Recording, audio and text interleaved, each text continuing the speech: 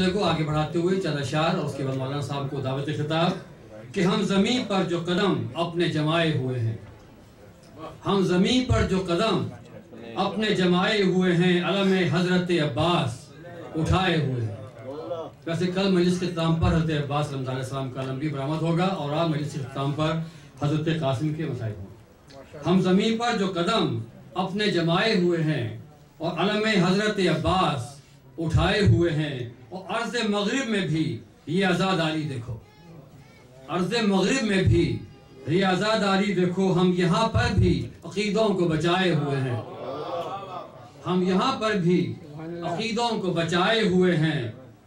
اور اے زمانے نہ دکھا کثرت تعداد کا رعب، اے زمانے نہ دکھا کثرت تعداد کا رعب، ایک 72 یہاں لاکھوں کو ہرائے ہوئے ہیں، ایک 72 یہاں لاکھوں کو ہرائے ہوئے ہیں، اور حشر میں دور سے رضوان نے ہمیں دیکھ لیا، حشر میں دور سے رضوان نے ہمیں دیکھ لیا، ہم نے ماتم کے یہ تمغے جو لگائے ہوئے ہیں، ہم نے ماتم کے یہ تمغے جو لگائے ہوئے ہیں۔ آخری شعر کہ سجدہ کرنے کا مزہ کیسے نہ آئے گا ہمیں، سجدہ کرنے کا مزہ کیسے نہ آئے گا ہمیں، فرش مجلس پہ مصلے جو بچھائے ہوئے، فرش مجلس پہ مصلے جو بچھائے ہوئے۔ صلوات بر محمد علیہ وسلم۔ اس کے ساتھ ہی خاص کرتا ہوں مولانا ماہر حسین صاحب تشریف لائیے اور آج کی مجلس سے خطاب فرمائیں۔ جناب مولانا سید ماہر حسین صاحب۔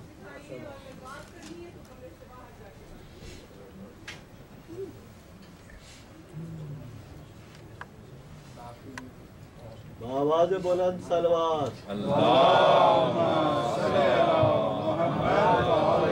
جیسے کہ پہلے اعلان ہوا تھا اور آج مل بھی گئی ہے، آج مجلس کے دوران مولانا صاحب درخواست کریں گے اور یہاں پہ فنڈ ریزنگ ہوگی آج، اور کل جو مجلس دنیا میں حال میں ہوگی اس میں فنڈ ریزنگ کا اہتمام کیا گیا ہے، تاکہ جو لوگ آج ریڈی نہیں ہیں وہ کل اپنے چیک کے ساتھ یا ڈونیشن کے ساتھ آئیں۔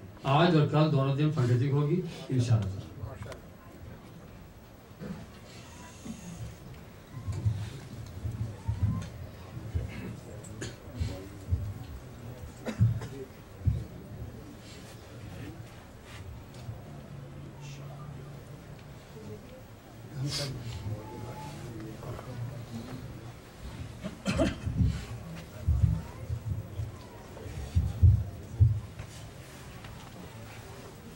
رحم اللہ من قرأ الفاتحہ۔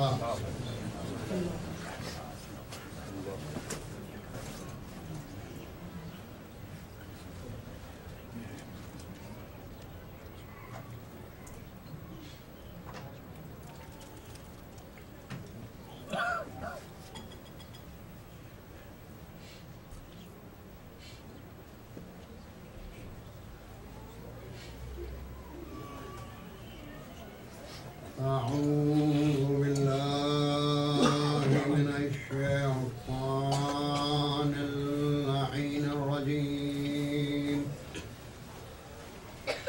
بسم الله الرحمن الرحيم، الحمد لله رب العالمين، والعاقبة للمتقين، والجنة للمؤمنين، والنار للملحدين، والصلاة والسلام على أشرف الأنبياء والمرسلين، سيدنا ونبينا وشفيعنا مولانا بالقاسم محمد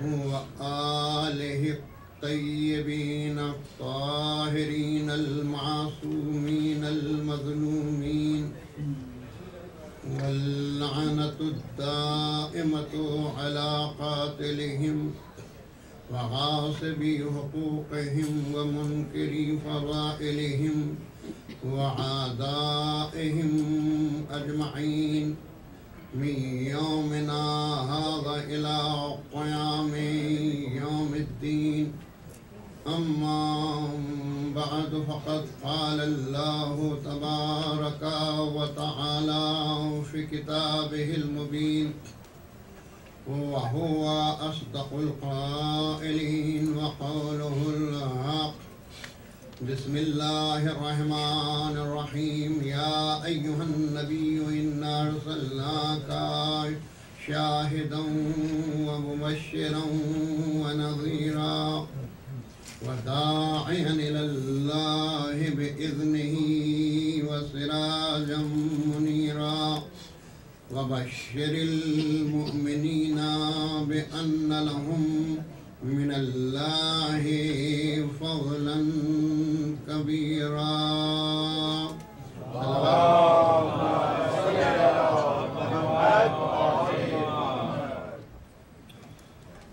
عزیزان گرامی قدر، سورہ احزاب کی ان آیات کے ذیل میں ہمارا موضوع مقام رسالت اپنے 7ویں مرحلے میں داخل ہو رہا ہے۔ آج 7واں دن شروع ہو گیا، لیکن ابھی سیرت کے وہ پہلو کہ جن کی ضرورت ہے ابھی تک آپ کے سامنے نہیں آئے، اور نہ سارے پہلو کوئی بیان بھی کر سکتا، اس لیے کہ اگر پیغمبر اسلام کی زندگی کسی ایک پہلو سے پیش کی گئی ہوتی تو اس کا بیان کرنا آسان تھا، لیکن نبی پاک کی زندگی وہ ہماگیر اور جامع شخصیت ہے کہ کون سا کمال ایسا ہے جو ذات پیغمبر اسلام میں موجود ہے۔ پیغمبر کی زندگی ایک مصلح کی زندگی بھی ہے، پیغمبر کی زندگی ایک جج کی زندگی بھی ہے، پیغمبر کی زندگی ایک قانون داں کی زندگی بھی ہے، پیغمبر کی زندگی ایک سربراہ مملکت کی زندگی بھی ہے، پیغمبر کی زندگی ایک بے مثال عابد کی زندگی بھی ہے، پیغمبر کی زندگی ایک بے مثال اللہ کے مطیع و فرمانبردار کی زندگی بھی ہے، پیغمبر کی زندگی شان رحمت لیے ہوئے ہے، پیغمبر کی زندگی نمونہ طہارت بن کے آئی ہے۔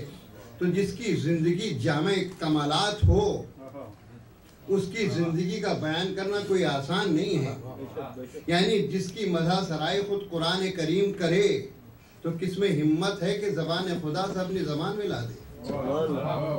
عزیزان محترم، وہ پیغمبر کے جس کی پوری زندگی پوری زندگی پیغمبر کی معجزہ ہے، یعنی اللہ نے انبیاء کو معجزات دیے ہیں۔ آپ کسی کو کچھ معجزہ دیا ہے، کسی کو کچھ معجزہ دیا ہے، کسی کو کچھ معجزہ دیا ہے، لیکن نبی پاک کو اللہ نے جتنے معجزات اللہ نے تمام انبیاء کو دیے ہیں وہ نبی کی ذات والا صفات میں موجود ہیں، اور اس کے علاوہ بے شمار معجزات ایسے ہیں جو اللہ نے الگ سے عنایت فرمائے۔ تو یوں سمجھ لیں کہ نبی کی زندگی کا ہر لمحہ معجزہ ہے، ہر سانس معجزہ ہے۔ عزیزان محترم، صرف یہی نہیں ہوتا کہ چاند کے 2 ٹکڑے کر دیے یہی معجزہ ہے، یہ بھی معجزہ ہے، مگر آپ غور کریں تو نبی کی پوری زندگی معجزہ ہے۔ حضور والا خود نبی کی شریعت معجزہ ہے، نبی کی شریعت معجزہ ہے۔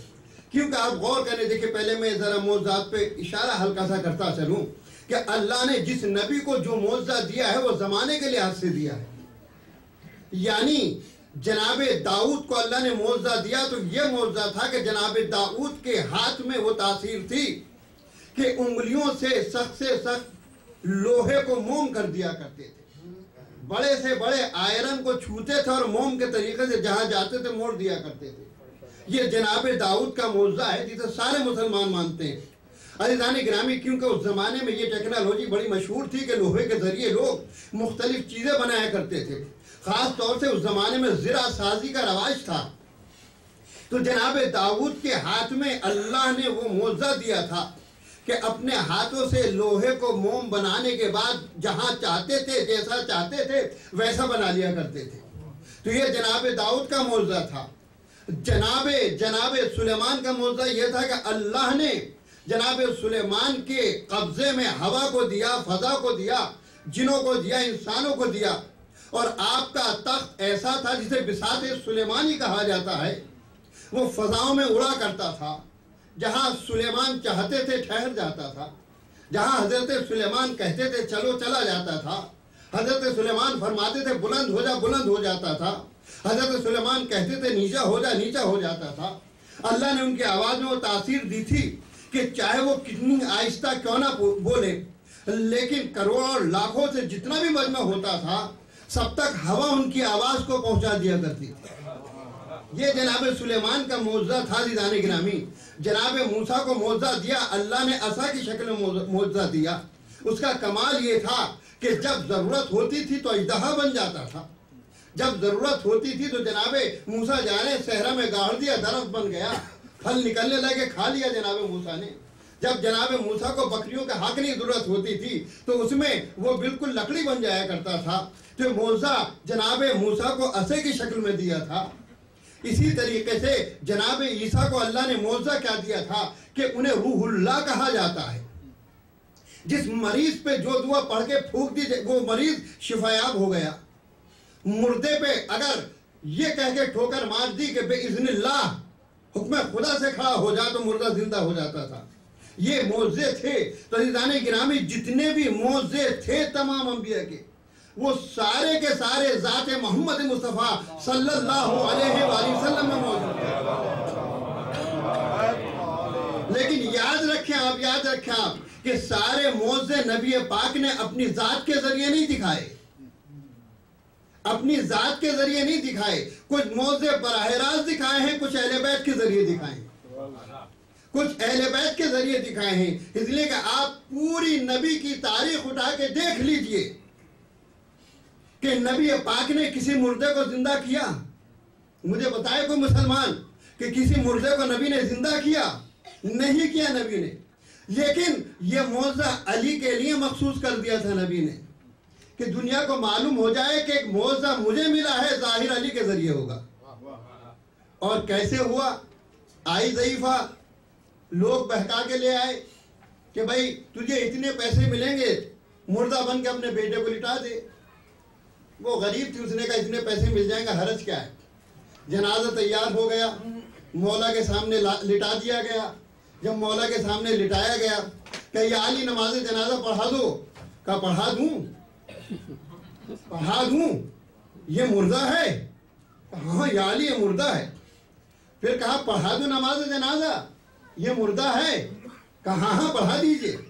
پھر تیسری مرتبہ کہا پڑھا دوں، یہ مردہ ہے. کہا ہاں. تو تیسری مرتبہ مولا نے مسکرایا کہ اچھا یہ مردہ ہی ہوگا. حضور یہ علی کے لب نہیں ہل رہے تھے بلکہ ملک الموت کو حکم دے رہے تھے، حکم خدا سے. تو حضور والا جب مولا نے نماز میت پڑھی، نماز جنازہ پڑھی، تو کہا کہ نماز جنازہ کیسی یارانہ طریقہ، دیکھ اس کو کونی مار رہا ہے، اس کو کونی مار رہا ہے. دیکھا آج تو علی کو ہم شرمندہ کریں گے، اسی میں مر گئے علی کو شرمندہ کریں گے. عزیزان گرامی، یہ نہیں معلوم کہ جو علی کو شرمندہ کرنا چاہتا ہے خود ذلیل ہو جاتا ہے. وہ انہیں کونی مار رہے ہیں، وہ انہیں کونی مار رہے ہیں. لیکن علی نے جب نماز جنازہ پڑھی کہا اس مردے کو جا کے دفنا دو. اب کہنے لگے یا علی آپ کے تو بڑے دعوے تھے کہ زمین سے زیادہ آسمان کے رازوں کو جانتا ہوں. کہا آج بھی دعویٰ ہے، اس وقت بھی دعویٰ ہے. کہا آپ تو چادر کے نیچے نہیں پہچان سکے مردہ ہے یا زندہ ہے. کہا چادر ہٹا کے دیکھو پتہ چل جائے گا میں نہیں پہچان سکا یا تم نہیں پہچان سکے. عزیزان گرامی، اب جو چادر کو ہٹایا تو مردہ پایا. حضور علی سبق دے رہے تھے کہ جو دوسروں کے کہنے پہ چلتا ہے زندہ آئے گا تو مردہ جائے گا. توجہ چاہتا ہوں، علی کے بغض میں زندہ آئے گا تو مردہ جائے گا. اب تو لوگوں نے دیکھا یہاں تو پھر کھیل ہی بگڑ گیا ہے، پانسا ہی پلٹ گیا ہے. اب تو لوگوں کی حالت خراب ہو گئی. 9 تو 11 ہو گئے. اس نے کہا تم بھی چلو، اب ہماری مصیبت آ جائے گی. یہ ضعیفہ تو جان کو آ جائے گی. حضور جو ضعیفہ کے غضب سے ڈر جائے، سوچئے. تو پھر کہا مولا زندہ لائی تھی، زندہ لے کر جاؤں. یہ لوگ مجھے بہکا کر لائے تھے. کہا اچھا چادر ڈال دے. مولا نے 2 رکعت نماز پڑھی. اور 2 رکعت نماز پڑھ کے کہا قم بإذن اللہ، حکم خدا سے کھڑا ہو جا، اور وہ کھڑا ہو گیا، کہا یا علی ہاتھوں کو بڑھائیے میں آپ کی بیعت کروں گا۔ کہا کیا ہوا؟ کہا میں نے دیکھا کہ جب ملک الموت میری روح کو لے کر جا رہے تھے بلندی پر تو وہاں آپ نظر آئے، آپ نے کہا واپس کر دی اس کی روح کو، واپس کر دے اس کی روح کو۔ حضور والا یہ اختیار خدا کا ہے، لیکن علی کے معجزے کو دکھانے کے لیے اللہ نے علی کو اختیار دیا ہے، لیکن اصل اختیار موت و حیات کا خدا کے پاس ہے۔ تو عزیزان کرام اس نے کہا کہ جسے خدا نے موت و حیات کا اختیار دیا ہو وہ ولی خدا ہی ہو سکتا ہے، اس کے علاوہ کوئی اور نہیں ہو سکتا۔ تو عزیزان گرامی مولا نے پیغام دیا کہ اگر حیدر سے بغض رکھو گے تو زندہ آؤ گے مردہ بن کے جاؤ گے، اور اگر حب علی رکھو گے تو مردہ آؤ گے زندگی لے کے چلے جاؤ گے۔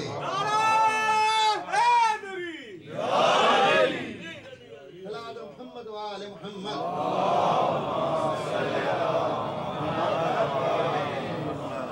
ایک اور صلوات بھیج دیجیے۔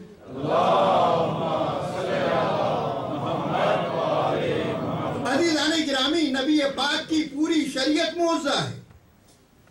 جس طریقے سے عزیزان محترم ہماری زندگی سیال زندگی ہے، ہماری زندگی کو جمود نہیں ہے، اگر زندگی میں جمود پیدا ہو جائے گا تو انسانیت مر جائے گی، تو سیال زندگی ہے۔ تو شریعت محمدی بھی سیال ہے، سیال ہے، کیونکہ اسلام جس وقت کے نبی پاک آئے تھے تو محدود تھا عربستان کے اندر، محدود تھا شط العرب کے اندر، محدود تھا جزیرۃ العرب کے اندر، لیکن آئے تھے عالمین کے لیے۔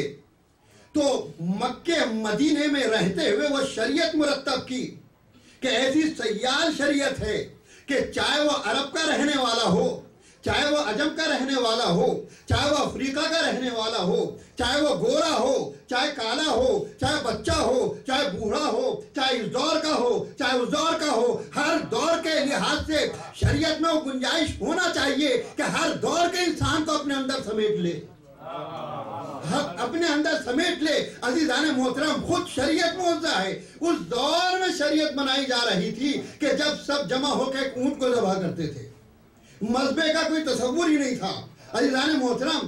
لیکن اسلام آیا تو اس دور کے لیے کہ جب اسلام یورپ میں بھی جائے گا، جب اسلام امریکہ بھی جائے گا، جب اسلام حضور وہ وقت دور نہیں ہے کہ جب ذکر خدا اور رسول و اہل بیت جو ہے چاند کے اوپر ہو، وہ وقت دور نہیں ہے، انشاءاللہ وقت آئے گا تو ہم انشاءاللہ ہم نہ صحیح ہماری نسلیں نماز بھی پڑھیں گی چاند پہ جا کے، لا الہ الا اللہ کہیں گی، محمد رسول اللہ کہیں گی، علی ولی اللہ کہیں گی، اور ماتم حسین وہاں کریں گے۔ تو عزیزان گرامی عباس نامور کا علم لے کے جائیں گے، عباس نامور کا علم لے کے جائیں گے، ہم چاند میں حسین کا غم لے کے جائیں گے۔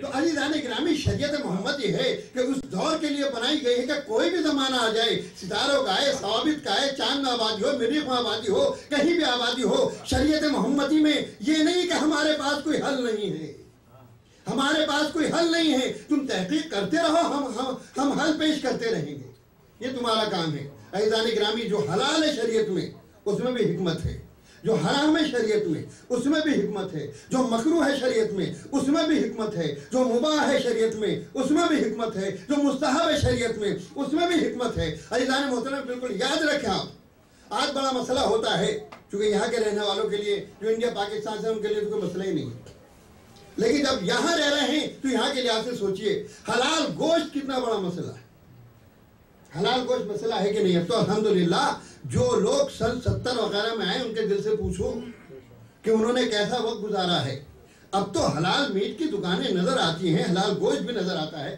لیکن ایک سوال یہ پیدا ہوتا ہے کہ حلال گوشت میں کیا خوبی ہے؟ بھئی جانور کو مارنا ہی تو ہے، یہ ہوتا نہیں ہوتا ہے، لیکن یاد رکھیں آپ بہت بڑا فرق، بہت بڑا فرق، اس لیے کہ جو جانور قتل کیا جاتا ہے، غیر فطری طور پہ مارا جاتا ہے، عزیزان گرامی اس جانور کے گوشت میں گنجائش نہیں ہوتی، اس جانور میں بیکٹیریا اور بیماریوں کی گنجائش بہت ہوتی ہے، لیکن جو جانور شرعی طور پہ ذبح کیا جاتا ہے اس جانور کا گوشت بہترین گوشت کہلاتا ہے۔ جرمنی کے پروفیسر نے، غالباً برلن کے پروفیسر نے تحقیق کی، باقاعدہ برلن یونیورسٹی کے پروفیسر نے، اس نے کہا کہ جو جانور جس کی گردن ایک دم کاٹ دی جاتی ہے اس کا خون اس کے جسم کے اندر باقی رہتا ہے، اور وہ خون ایسا ہوتا ہے کہ جو ریڈ سیل اور وائٹ سیل دونوں کے بیلنس کو مٹا دیا کرتا ہے۔ زیادہ دن آپ انسان کھائے گا تو امراض پیدا ہوں گے، کینسر کے امراض اور دوسرے امراض اس قسم کے پیدا ہوں گے، اور اگر یہی جانور شرعی طور پہ ذبح کیا جائے تو اس جانور کے گوشت کی تاثیر یہ ہوتی ہے کہ آپ کے ریڈ سیل اور وائٹ سیل جو ہیں ان میں یعنی موازنہ رہتا ہے، ان میں وہ معتدل رہتے ہیں، نہ کوئی بڑھتا ہے نہ گھٹتا ہے۔ دوسری وہ بات کہتا ہے کہ جسم کے اندر یہ گوشت جو غیر فطری طور پہ کاٹا جاتا ہے جسم کے اندر ایسے ایسے امراض پیدا کرتا ہے کہ انسان سوچ بھی نہیں سکتا ہے۔ چنانچہ میں نے ایک ای میل آیا تھا 2-3 سال پہلے میرے پاس، اور وہ غالباً محترمہ ہیں اور انہوں نے 3 شعبوں میں ڈاکٹریٹ کیا، اور کسی زمانے میں کارل جونیئر میں کیس ہوا تھا۔ ٹھیک ہے، آج کی مجلس ذرا تھوڑا رنگ دے کے میں دوسرا آگے بڑھوں گا۔ صلی اللہ علیہ محمد وآل محمد۔ دیکھیے، میں یہ بات اس لیے بیان کر رہا ہوں کہ میں نے پہلے دن عرض کیا تھا کہ مجلس حسین ہے جس میں ہر قسم کے ضرورت مندوں کی ضرورت پوری ہو جاتی ہے، تو جو مسائل جاننا چاہتے ہیں ان کی بھی ضرورت پوری ہوگی، اور جو فضائل سننا چاہتے ہیں آپ جانتے ہیں کہ فضائل سنانے میں کم نہیں رہتا ہوں، جب سناؤں گا تو آپ جھومیں گے انشاءاللہ۔ صلی اللہ علیہ محمد وآل محمد۔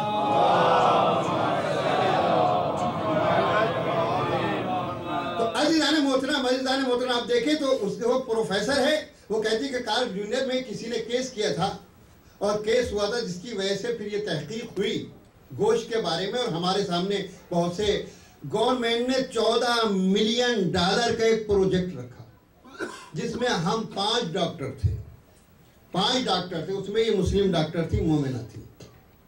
تو یہ کہتی ہے کہ ہم سے کہا گیا کہ تم یہ تحقیق کرو کہ کون سا گوشت ایسا ہے کہ جو دیر سے بیکٹیریا کو قبول کرتا ہے، اور کون سا گوشت ایسا ہے کہ جو جلدی قبول کرتا ہے۔ تو کہنے لگی کہ مہینوں ہماری اس پہ تحقیق چلتی رہی، یہاں تک کہ 1 سال کے قریب ہوا، لیکن کوئی نتیجہ سامنے نہیں آ رہا تھا، اسے اطمینان بخش کہنا چاہیے۔ یہ کہتی ہے کہ ایک دن مجھ سے کہا گیا کہ گوشت آپ لے آئیے گا۔ میں نے کہا ٹھیک ہے، مگر میں بیزی تھی، تو میں اس دن گوشت عام مارکیٹ سے نہ لا سکی۔ جب میرا ٹائم ہوا میں نے کہا نہیں، میں تو بھول گئی، میرے یہاں حلال گوشت رکھا ہوا تھا، میں وہ حلال گوشت لے کر گئی، اور جب گئی اور جو دوائیاں ڈالی کیمیکل طور پر اس کو وہ کیا، تو وہ نتیجہ مل گیا جو ہم چاہتے تھے، تو میں یہ سمجھی کہ شاید اتفاق ہے۔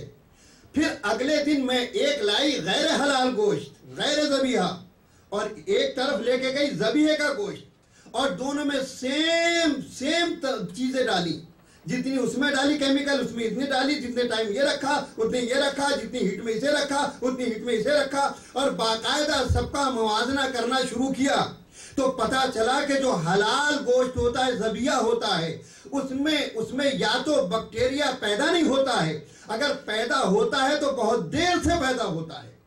تو کہتی ہے، اس کا جملہ تھا کہ یہ ایک فتویٰ ہمارے آقا کا نہیں ہے، بلکہ 14 ملین کا ایک فتویٰ ہے، کہ ہمارے آقا نے کہہ دیا کہ یہ گوشت جو ہے غیر ذبیحہ حرام ہے، تو ہم نے جو کام 14 ملین خرچ کر کے پایا ہے وہ ہمارے آقا نے ایک فتویٰ دے کے حل کر دیا ہے۔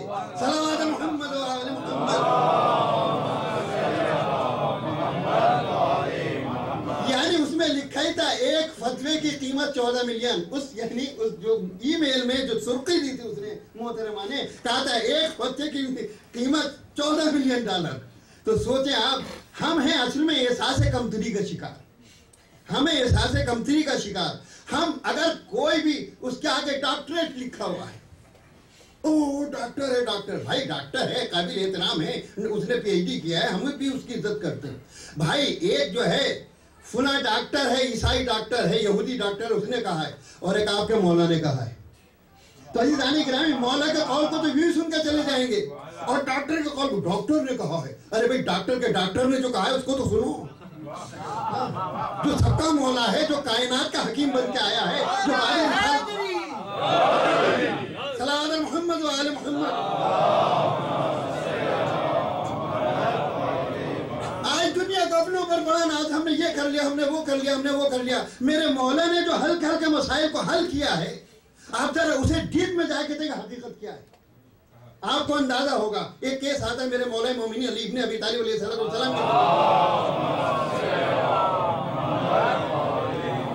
حضور یہ وہ ہیں جنہوں نے قرآن کو خود اترتے دیکھا ہے، قرآن کو سمجھا ہے، قرآن کی حقیقت کو جانتے ہیں. قرآن یہاں نہیں پڑھا ہے، اللہ کی بارگاہ سے پڑھ کر آئے ہیں. قرآن کہہ رہا ہے الرحمن علم القرآن خلق الانسان. اللہ جو کہ رحمان ہے اس نے قرآن کی تعلیم دی ہے، پھر انسان کو خلق کیا ہے. یعنی انسان بعد میں ہے اور قرآن پڑھنے والے پہلے آئے ہیں.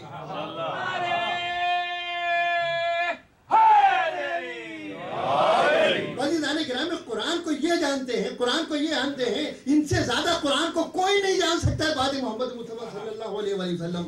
عزیزان گرامی، یوں تو کھلتی رہی ہیں زبانیں، سنیں آپ، یوں تو کھلتی رہی ہیں زبانیں، ہم کہیں کچھ اگر آپ مانیں.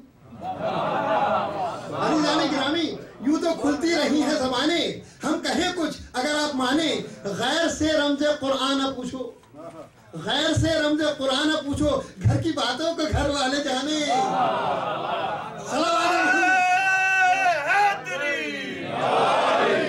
تو عزیزان گرامی، شریعت ان کے ساتھ پلی ہے، قرآن ان کے ساتھ نازل ہوا ہے. رات میں ہوا ہے، دن میں ہوا یہ جانتے ہیں. یہ آیت مکی ہے، مدنی ہے یہ جانتے ہیں. بحر میں ہوئی ہے، بر میں ہوئی ہے یہ جانتے ہیں. رات میں اتری ہے، دن میں اتری ہے یہ جانتے ہیں. فضیلت میں ہے یہ جانتے ہیں، احکام میں ہے یہ جانتے ہیں، محکم ہے یہ جانتے ہیں، متشابہ ہے یہ جانتے ہیں. ساری آیات کے احکامات کو اور فضائل کو یہ جانتے ہیں. مقطعات ان سے پوچھ لیجئے. عزیزان گرامی، سارا قرآن ایسے بتا دیں گے جیسے ان کے سامنے مرتب کیا گیا ہے. صلوات محمد و آل محمد. تو ایک کیس میرے مولا مومنین علی ابن ابی طالب علیہ السلام کی خدمت میں آیا، اور کیس کیا دیکھے جی، وہ قریب ایک چھوٹا بچہ ہے، ایک عورت ہے، اور چند جوان ہیں 40 45 سال کے، 50 سال کے. کیس کیا ہے؟ کیس یہ ہے کہ عورت کہتی ہے کہ یہ جو میرا شوہر، یہ جو مرا ہے ان کا باپ، وہ میرا شوہر تھا اور اس بچے کا باپ تھا. یہ کہتے ہیں یہ جھوٹی ہے، میرے باپ نے، ہمارے باپ نے اس سے شادی نہیں کی اور یہ بچہ اس کا نہیں ہے.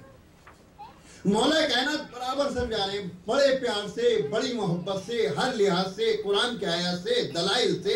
بھائی مان جاؤ، بری بات ہے، یہ مال کی کیا حیثیت ہے، میراث کے لیے جھوٹ مت بولو، حقیقت کو مت چھپاؤ. مگر نہیں، مولا ہم جو کہہ رہے ہیں سچ کہہ رہے ہیں. اچھا ٹھیک ہے، سچ کہہ رہے ہو، کیا تم معلوم تمہارے باپ کی قبر کہاں ہے؟ معلوم ہے؟ کہا ہاں مولا معلوم. کیا ہو ذرا قبرستان میں آؤ. مولا قبرستان ہے، قبر کھودو. قبر کھودی گئی، پسلی سے ایک ہڈی نکالو. ایک ہڈی نکالی مولا نے، کہا دوسرے مردے کی ہڈی نکالو، بغل والی وہی ہڈی نکالو. دونوں کی، یعنی اس باپ کی بھی اور غیر کی بھی، دونوں کی ایک مخصوص جسم کے حصے سے ہڈی نکالی گئی. مولا نے ان کو لے کے آؤ. ایک شیشے کا برتن میں مولا نے رکھا، ایک جار میں اس کو رکھا، ایک جار میں اس کو رکھا. یعنی برتن تھا، جار تو میں کہہ رہا ہوں آج کی زبان. تو ظاہر ہے کہ مولا نے ایک جار میں اس کو رکھا، ایک جار میں اس کو رکھا. بچے کو بلایا، بچے کی انگلی سے خون نکالا، ٹپکایا ہڈیوں کے اوپر دونوں، اس ہڈی پر بھی اور اس ہڈی پر بھی، اور اسے ڈھک کے تھوڑی دیر کے لیے، جتنا بھی عرصہ ہو، مولا ان سے گفتگو کر رہے. تھوڑی دیر کے بعد مولا لے کر آئے تو جو باپ کی ہڈی تھی اس میں خون جذب ہو چکا تھا. جو باپ کی ہڈی تھی اس میں خون جذب ہو چکا تھا، اور جو غیر کی ہڈی تھی خون ویسے ہی تھا، ویسے ہی تھا. مولا نے کہا جو عورت دعویٰ کر رہی صحیح کر رہی ہے، صحیح کر رہی، اس لیے کہ یہ بچہ تمہارے باپ ہی کا ہے، اور یہ عورت تمہارے باپ کی بیوی ہے. تم غلط کہہ رہے ہو, میراث اس کی ہوگی. عزیزان گرامی, آج کی دنیا ڈی این اے پہ کتنا ناز کرتی ہے. آج کی دنیا ڈی این اے پہ کتنا ناز کرتی ہے کہ ہم نے ڈی این اے ایجاد کر لیا, ہم پتہ لگا سکتے ہیں کہ اولاد کس کی ہے. تم آج فخر کر رہے ہو. میرا مولا تو مسجد مدینہ میں مسجد نبی کے مصلی پہ بیٹھ کر وہ فیصلہ دے چکا ہے جو قیامت تک مولا کے چاہنے والوں کے سینے کو چوڑا کرتا رہے گا کہ تم کتنی ترقی کیوں نہ کرو, میرے علی سے نہیں بڑھ سکتے ہو.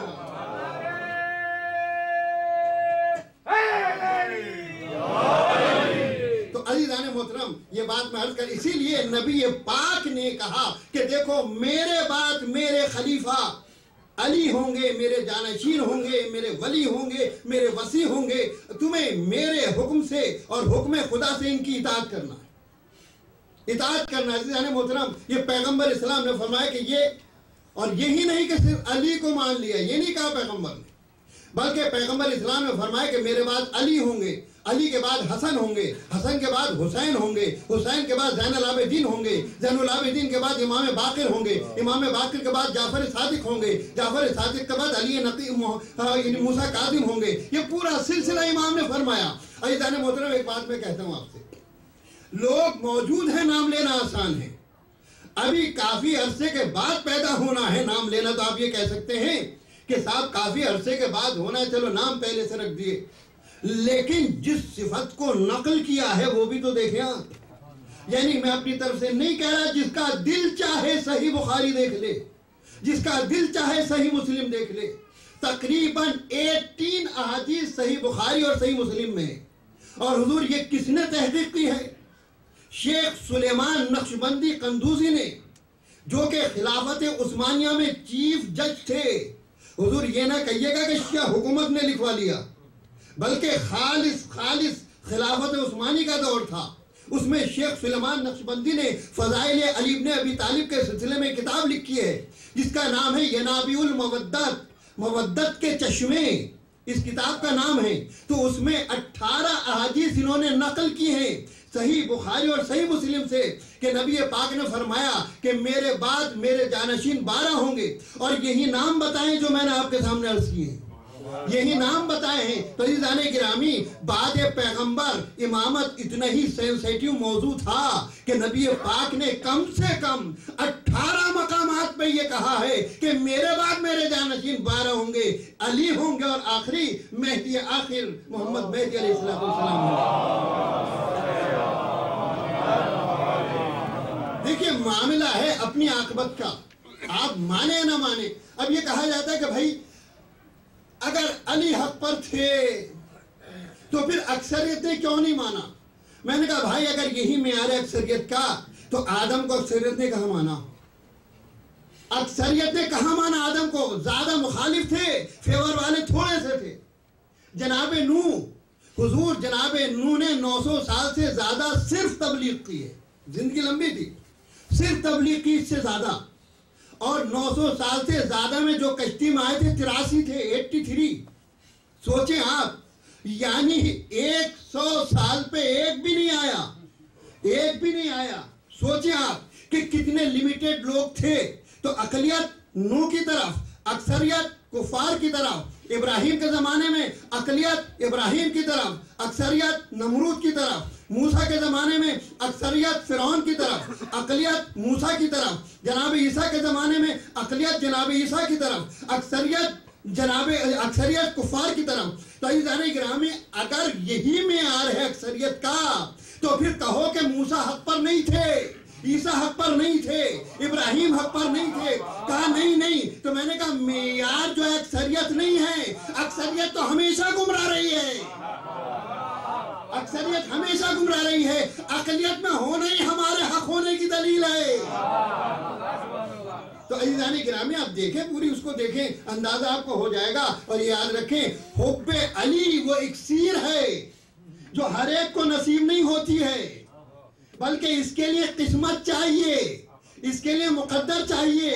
جب بھی آپ کے دلوں میں محبت علی جاگزی ہو اور محبت علی کا وجد پیدا ہو, تو اپنے ماں باپ کو دعا دینا, اپنے ماں باپ کو دعا دینا. عزیزان گرامی انہوں نے ایسا ہی اچھا کام کیا ہے کہ آپ پیدا ہوئے تو حب علی پہ، مریں گے تو حب علی پر. صلوات محمد و آل محمد. تاریخ میں تو یہ نہیں ملتا بھائی، تاریخ میں یہ نہیں ملتا، تاریخ تو تمہاری لکھی ہوئی ہے. لیکن یاد رکھو کہ تاریخ کے محتاج وہ ہوتے ہیں جن کے اندر خود کمی ہوتی ہے.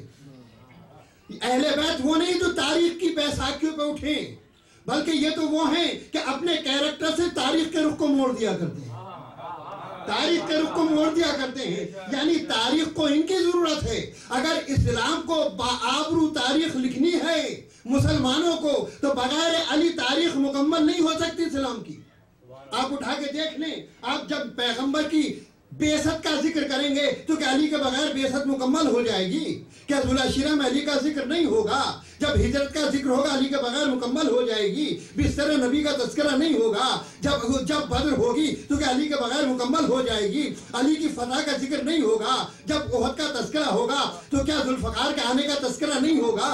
کیا لوگوں کے بھاگنے کا تذکرہ نہیں ہوگا؟ کیا پہاڑ کی کوہ پیمائی جو آج سمجھ میں آئے کوہ پیمائی کیوں فیشن ہے؟ سمجھے آپ؟ کوہ پیمائی کیوں فیشن ہے؟ اس لیے کہ ایک تاریخی واقعہ ہے. اور خود کہا بھی ہے کہ ہم تو ایسے یوں دوڑ رہے تھے تو حضور مجھے کہنے دیجئے کہ قیس سنگی پوری نے کیا اچھا کہا ہے، احد میں کوئی پہاڑ پر ہے، نبی کا سینہ سپر ہے کوئی، ہزار دامے ہو دوستی کے، جگر ہے دیگر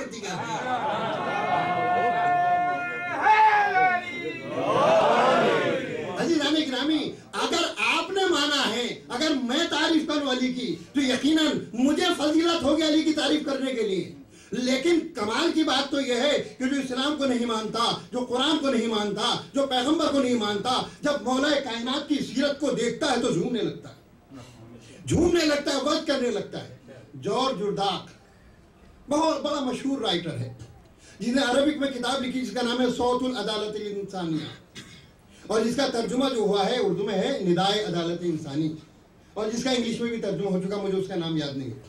تو وہ عیسائی ہے، اور مجھے چند روز پہلے معلوم یہ ہوا کہ ابھی 106 سال کی عمر ہے، زندہ ہے وہ، ابھی وہ زندہ ہے وہ. اور اس نے کچھ عرصے پہلے جا کر انگلینڈ میں کسی یونیورسٹی میں جا کر لیکچر دیا تھا. یہ چند روز پہلے مجھے معلوم ہوا. تو عزیزان گرامی جارج جرداق مولا کائنات پہ مقالے لکھا کرتا تھا، ان کی تعریفیں لکھا کرتا تھا. تو وہ لکھتا ہے اپنی اسی کتاب میں کہ مجھ سے میرے ہم مذہب لوگوں نے کہا کہ تم یعنی مسلمانوں کے نبی کے داماد کی اتنی تعریف کرتے ہو، اپنے والوں کی کیوں تعریف نہیں کرتے؟ حضور سنیں آپ کہ تم اپنے والوں کی کیوں تعریف نہیں کرتے؟ تو یہ کہتا ہے میں اپنے لوگوں کو جواب دیتا ہوں کہ جب میں اپنے کسی مشہور شخص کی تعریف کرتا ہوں تو مجھے کتابیں کھنگالنا پڑتی ہیں، تاریخ دیکھنا پڑتی ہے، ڈھونڈنا پڑتا ہے کون سی صفت ہے ان کے اندر. توجہ چاہوں گا، وہ کہتا ہے کہ ان کے اندر کون سا کمال ہے، کون سی صفت ہے، کون سی خوبی ہے، یہ مجھے ڈھونڈنا پڑتا ہے. پوری لائبریری میں تلاش کر کے تب میں چند صفحے لکھ پاتا ہوں. لیکن جب میں علی کی تعریف لکھنے بیٹھتا ہوں تو ادھر قلم اٹھاتا ہوں، ادھر فضائل کا لشکر ہے جو چلا آتا ہے. اب مجھے یہ نہیں دیکھنا پڑتا ہے کہ علی میں کیا خوبی ہے، یہ نہیں دیکھتا میں، بلکہ میں یہ دیکھتا ہوں کہ کون سی خوبی ایسی ہے جو علی میں نہیں ہے.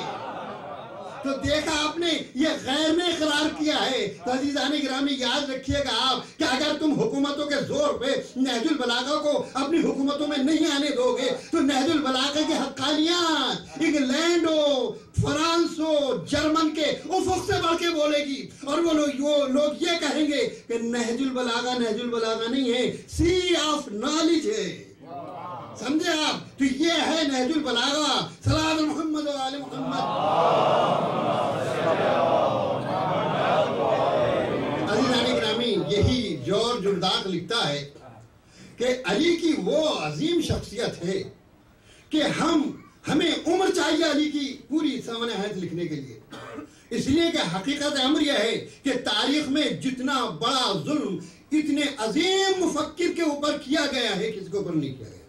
یہ لکھتا ہے پھر دیکھیں اس کے جملے دیکھیں کہ عام طور پہ دیکھا یہ جاتا ہے کہ جو لوگ قلم کے دھنی ہوتے ہیں وہ میدان کارزار میں بالکل نیل ہوتے ہیں، اور جو میدان کارزار کے دھنی ہوتے ہیں وہ قلم نہیں اٹھا سکتے، جو قلم اٹھا سکتے ہیں وہ پھر سیاست میں ناکام ہو جاتے ہیں، اور جو سیاست میں کامیاب ہوتے ہیں وہ ججی کی کرسی پہ آ کے فیل ہو جاتے ہیں۔ لیکن علی کی زندگی ایسی موجز نما ہے کہ جب وہ لکھنے بیٹھتا ہے تو نہج البلاغہ تیار کر دیتا ہے، نہج البلاغہ جیسی کتاب لکھ دیتا ہے، اور جب میدان جہاد میں آتا ہے تو لگتا ہے کہ کائنات میں اس سے بڑا بہادر کوئی پیدا نہیں ہوا ہے، جب سیاسی دنیا میں آتا ہے تو لگتا ہے کہ اتنا بڑا سیاسی تو کوئی پیدا نہیں ہوا ہے، جب فیصلوں کی کرسی پہ آتا ہے تو لگتا ہے کہ اتنا بڑا جج تو کوئی آئے ہی نہیں ہے۔ تو یعنی علی علی نہیں ہے بلکہ پوری زندگی علی کی معجزہ ہے، معجزہ ہے۔ تو عزیزان کرام میں نے شروع میں عرض کیا تھا کہ نبی کی پوری زندگی معجزہ ہے، تو نبی کے سارے معجزے تو نبی کے ذریعے ظاہر نہیں ہوئے۔ نبی نے کہا 2 معجزے زندہ چھوڑ کے جا رہا ہوں، ایک قرآن ہے، ایک میرے اہل بیت ہیں، کبھی علی کی شکل میں معجزہ ہوگا، کبھی حسن کی شکل میں معجزہ ہوگا، اور آج جو زندہ معجزہ موجود ہے امام مہدی علیہ السلام کی شکل میں۔ ایک اور صلوات بھیجیے محمد محمد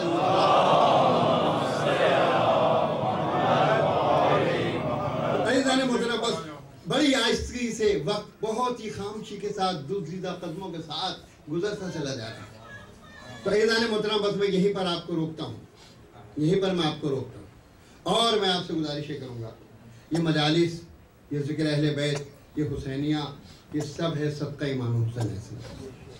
امام حسین علیہ السلام نے ایک استغاثہ بلند کیا تھا کربلا کے میدان میں۔ ابھی مسائل نہیں پڑھا، حل من ناصر نصرنا، ہے کوئی ایسا جو ہماری نصرت کرے۔ کل کربلا میں امام کی نصرت یہ تھی کہ انسان جائے اور جہاد کر کے حسین پہ قربان ہو جائے، لیکن استغاثہ آج بھی موجود ہے۔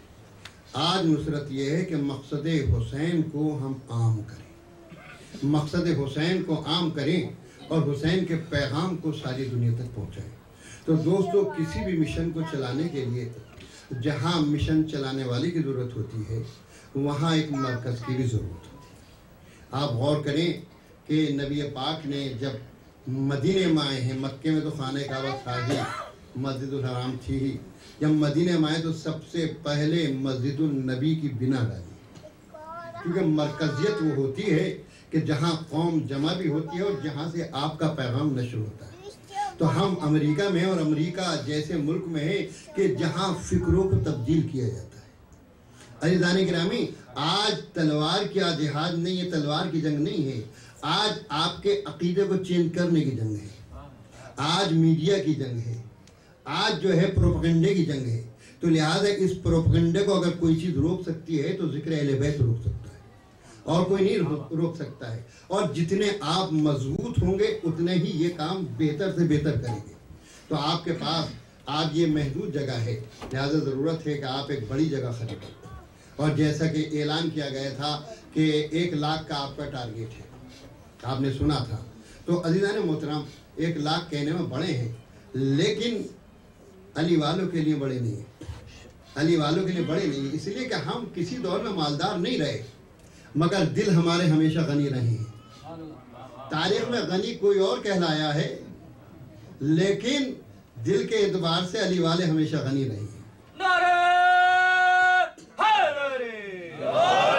تو لہذا حسین کے چاہنے والوں کے لیے، علی کے چاہنے والوں کے لیے یہ کوئی بڑی بات نہیں ہے، 1 لاکھ کا ٹارگیٹ ہے، اور اس میں اگر آئیے تھوڑا آگے بڑھ جائیے، تھوڑا آگے بڑھ جائیے، آئیے۔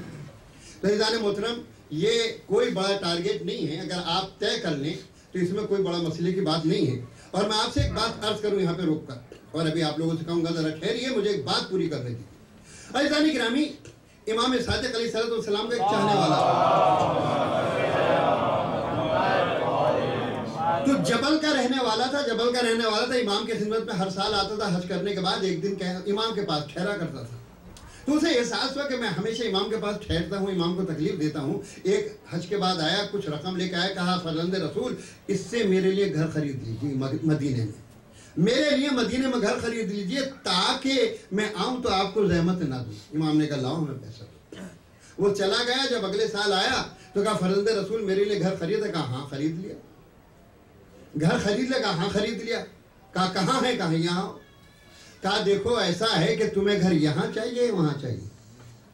سنیں آپ، یہ چھٹے امام کا ارشاد ہے تو فرمایا کہ تمہیں گھر یہاں چاہیے وہاں چاہیے؟ کہا دیکھو میرے علم کے مطابق اب تمہیں اس دنیا میں گھر کی ضرورت نہیں ہے، تمہیں اب ضرورت نہیں ہے۔ امام کہتے ہیں کہ اگر تم راضی ہو تو میں اس کو فیصلے پہ قائم رہوں گا، ورنہ تمہارے لیے گھر خرید دوں گا۔ تم نے جو گھر خریدنے کے لیے جتنا پیسہ دیا تھا امام حسین اور امام حسن کی دوسری اولادوں پہ خرچ کر دیا ہے۔ ان کو گھر کی اور ضرورت تھی، پریشانیاں تھیں، ان کے لیے میں نے آسانیاں پیدا کر دی۔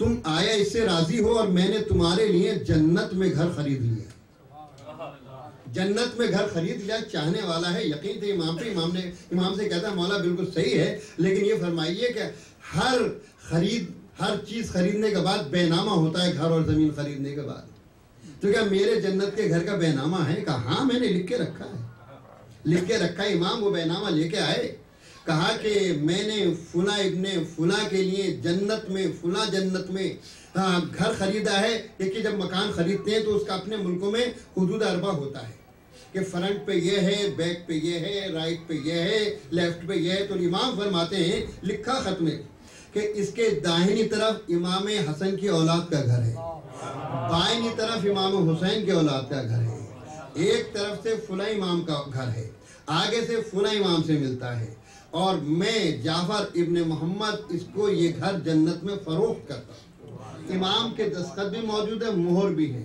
کہا یہ بے نامہ ہے۔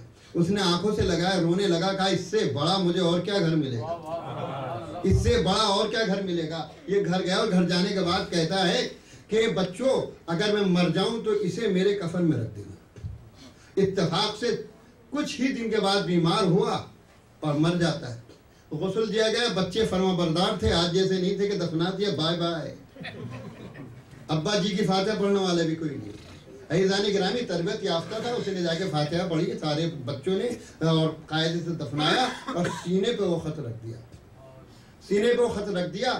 جب رات کے بعد اگلے دن بچے فاتحہ پڑھنے کے لیے گئے تو وہ خط قبر کے اوپر رکھا ہے، وہ خط قبر کے اوپر رکھا۔ یہ حیران ہوئے کہ ہم نے تو اندر رکھا تھا۔ ایک دوسرے کہتے ہیں کہ بھائی تمہیں تو یاد ہے ہم نے اندر رکھا تھا؟ کہا ہاں بھائی اندر سینے پہ رکھا تھا بابا کے۔ کہا دیکھو اس پہ لکھا کیا ہے۔ اس پہ باپ کی طرف سے تحریر تھی کہ امام صادق سے کہہ دینا انہوں نے جو وعدہ کیا تھا جنت میں مجھے گھر مل گیا، مجھے جنت میں گھر مل گیا۔ تو عزیزان گرامی یہ امام باڑے کو آپ نہیں دے رہے، جنت میں گھر بنوا رہے ہیں، جنت میں گھر بنوا رہے ہیں۔ امام زمانہ کو یہ پیسہ جو دے رہے ہیں، امام سے آپ کہیں امام یہ پیسہ ہم آپ کی بارگاہ میں خرچ کر رہے ہیں، بس ہماری دعا یہ ہے کہ جنت میں ایک چھوٹا سا گھر ہمیں دے دیا جائے۔ آپ چھوٹا مانگیں گے وہ اتنا بڑا دیں گے کہ آپ سوچ بھی نہیں سکتے ہیں، سوچ بھی نہیں سکتے۔ تو دوستو اس کے لیے آپ ہماری قوم کے لیے چونکہ قربانی والی قوم ہے، کوئی بڑی بات نہیں 1 لاکھ، تو آپ لوگ 10,000 سے شروع کریں۔ کون ہے ایسا جو 10,000؟ تو ایک مرد مومن نے جنہوں نے نام مجھ سے منع کیا،